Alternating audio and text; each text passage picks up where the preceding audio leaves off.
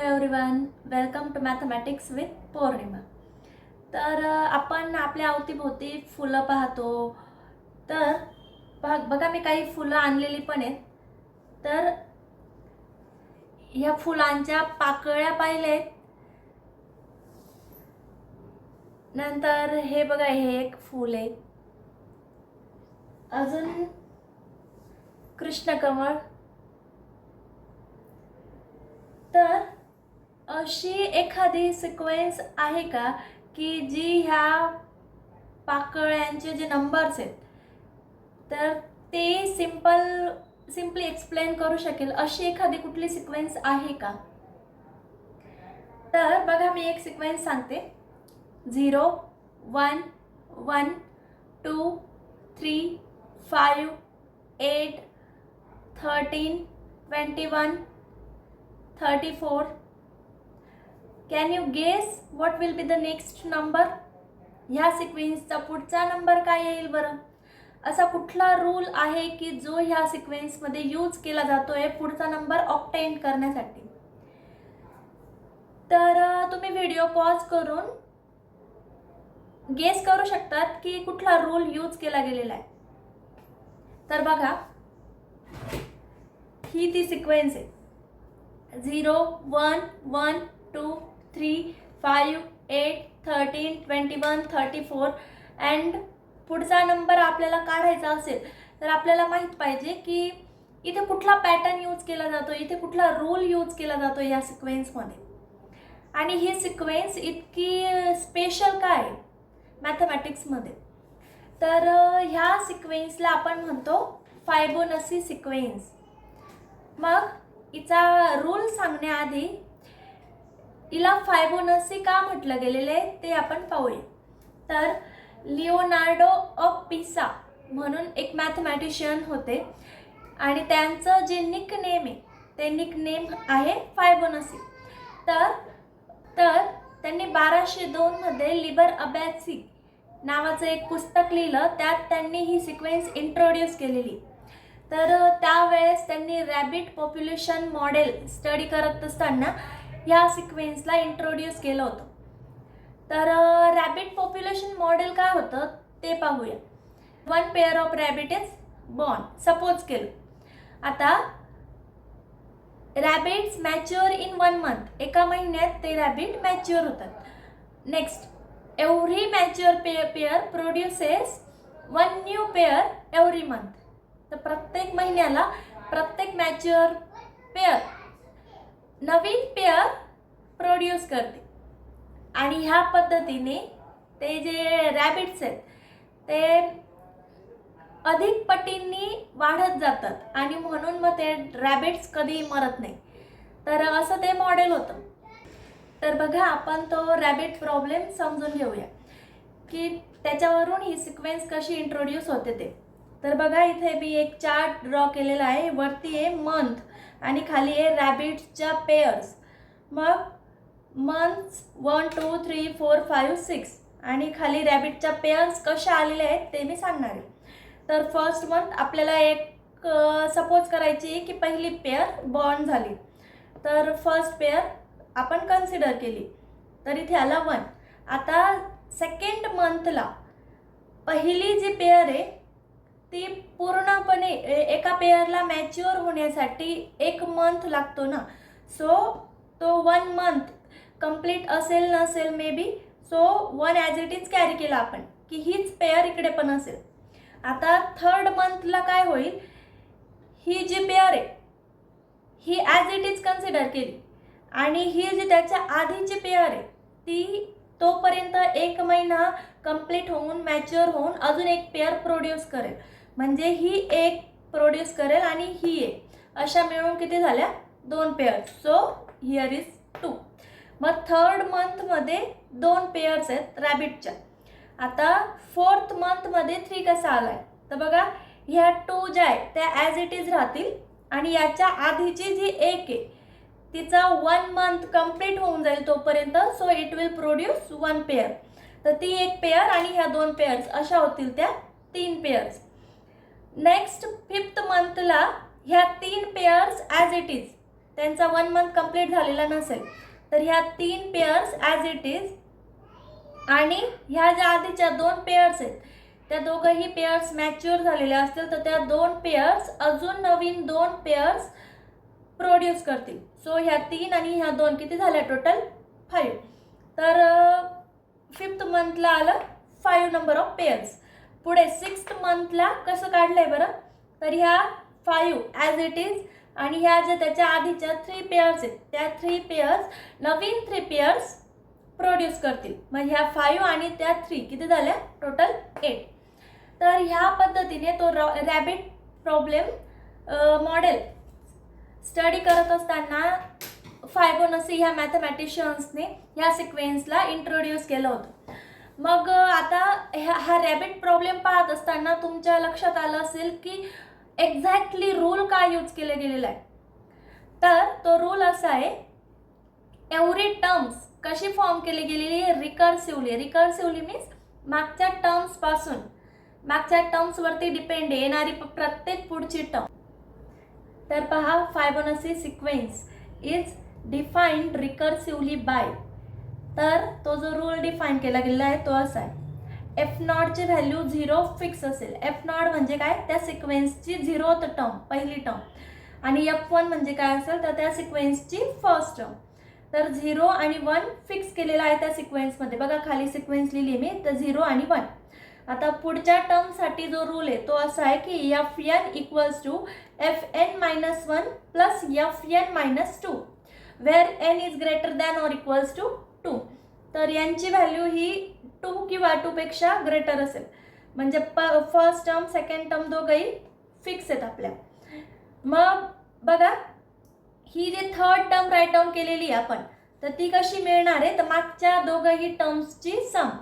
तर दोघंही टर्म्स म्हणजे 1 प्लस 0 काय मिळेल 1. पुढची टर्म कशी मिळणार आहे ही 2, तर त्याच्या प्रिव्हियस 2 टर्म्सची addition. So 1 plus 1 equals to 2. पुढची व्हॅल्यू कशी मिळेल, मागच्या दोघंही टर्म्सची सम म्हणजे 2 प्लस 1 इक्वल्स टू 3. 5 प्लस 5 कसा मिळणार आहे, 3 plus 2 equals to 5. 3 plus 5 equals to पुढची टर्म येईल 8. 5 प्लस 8 पुढची टर्म येईल 13. तर 13 प्लस 8 मिळेल 21 which will be our next term. And 21 plus 13 काय मिळणार आहे 34. आता मी जो सुरुवातीला प्रश्न विचारला होता की पुढचा नंबर काय येईल, तर तो तुम्हाला आता सांगता येऊ शकतो कारण तुम्हाला आता रूल माहिती आहे. तर 34 प्लस 21 काय येणार आहे 55. तर ती असेल आपली याची पुढची व्हॅल्यू. अगेन 55 प्लस 34 करून त्याच्या नेक्स्ट टर्म आपल्याला मिळवता येईल.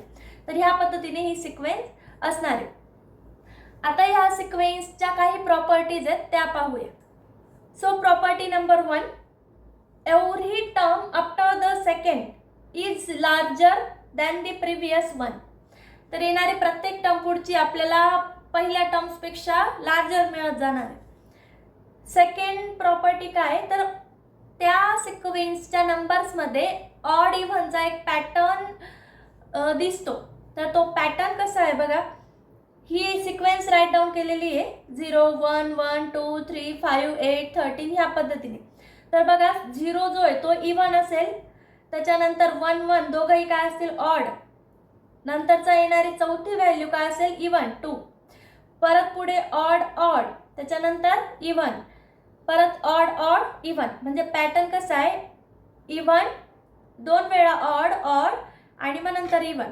तर मध्ये 2 टर्म्स सोडल्या की त्याच्यानंतर इव्हन नंबर ॲपियर होतो. हे थर्ड प्रॉपर्टी बघा, सम फॉर्म्युला. जर आपण n नंबर ऑफ टर्म्सची सम कन्सिडर केली, F0 plus F1 plus F2 plus up to Fn, तर ती सम कोणाच्या इक्वल येणार आहे, तर Fn प्लस 2 मायनस 1. तर Fn प्लस 2 नंबरची जी टर्म आहे त्या टर्ममधून आपल्याला 1 मायनस करायचं आहे. तर येणारी व्हॅल्यू ह्या पूर्ण समच्या इक्वल असेल.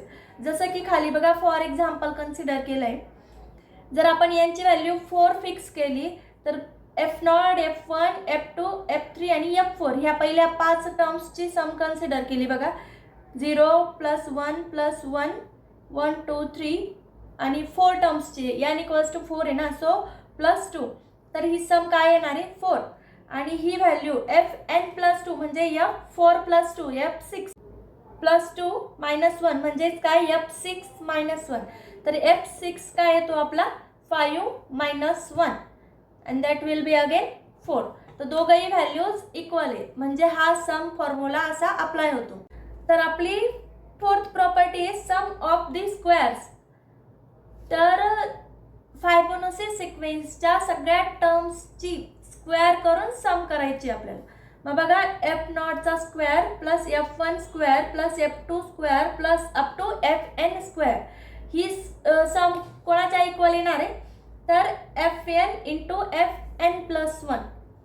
मग बघा फॉर एक्झाम्पल अगेन इफ आपण यांची व्हॅल्यू जर 5 फिक्स केली ह्या केसमध्ये, तर पहिल्या 5 टर्म्सच्या स्क्वेअर करून सम करायची. सो 0 प्लस 1चा स्क्वेअर 1, 1चा स्क्वेअर 1, 2 स्क्वेअर 4 आणि 3चा स्क्वेअर 9. ह्या पहिल्या 5 टर्म्सची सम केली इक्वल्स टू स्क्वेअरची सम केली आणि इक्वल्स टू काय येते ही सम, तर 15.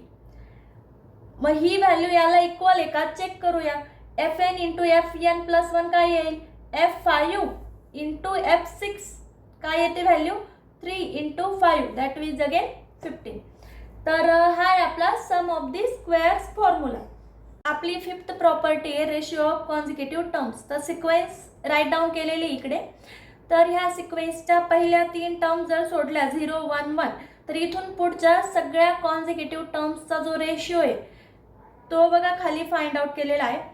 तर 3/2 काय येते व्हॅल्यू 1.5. 5/3 काय व्हॅल्यू येणार आहे 1.666. 8/5 ची व्हॅल्यू येईल 1.6.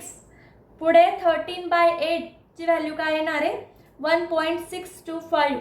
नेक्स्ट व्हॅल्यू 21/13 इक्वल्स टू काय येणार आहे 1.615.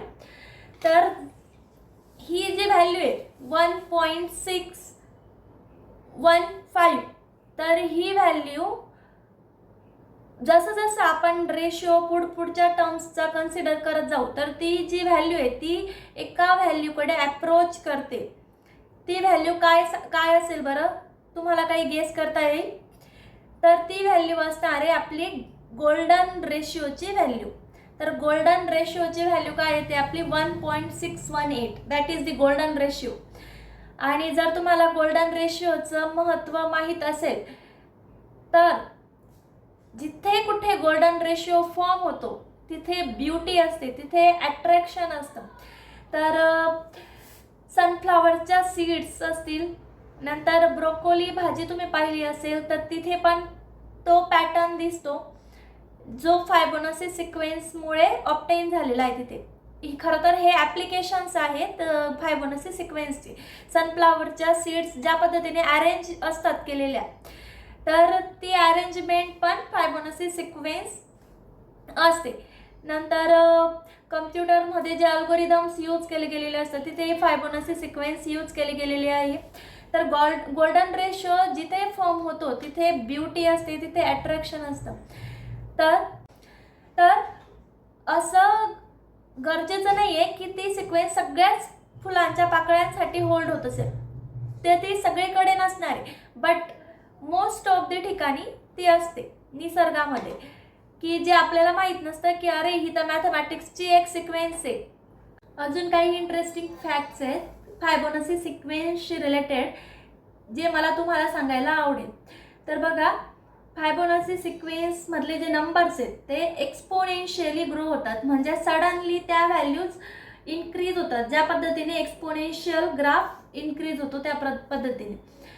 नंतर ही जी सिक्वेन्स आहे ह्या सिक्वेन्समधले जे कुठलेही कॉन्झिक्युटिव्ह नंबर्स आहेत, लगतचे जे नंबर्स आहेत, तर ते लगतचे नंबर्स हे को प्राईम असतात, म्हणजे रिलेटिव्हली प्राईम. त्यांचा ग्रेटेस्ट कॉमन डिव्हायझर हा 1 येतो. त्यानंतर तुम्ही कुठलाही पॉझिटिव्ह इंटिजर जर कन्सिडर केला, तर त्या पॉझिटिव्ह इंटिजरला आपण फायबोनाची सिक्वेन्समधल्या नॉन कॉन्झिक्युटिव्ह टर्म्सच्या सममध्ये एक्सप्रेस करू शकतो.